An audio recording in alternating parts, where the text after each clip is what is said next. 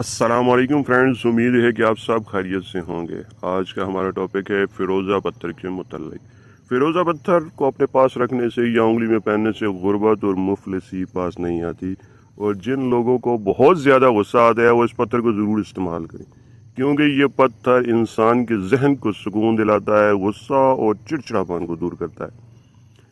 فیروزہ پتھر انسان کو بری نظر سے محفوظ رکھتا ہے، اور جس انسان کے دشمن زیادہ ہوں اسے فیروزہ پتھر ضرور استعمال کرنا چاہیے، کیونکہ یہ پتھر انسان کو دشمنوں پر فتح دلاتا ہے۔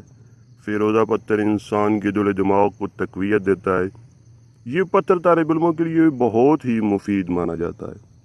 فیروزہ پتھر انسان کی شخصیت کو پرکشش اور جاذب نظر بناتا ہے۔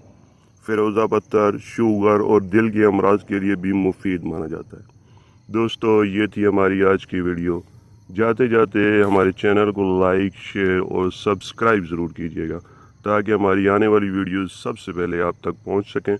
Thanks for watching. اللہ حافظ۔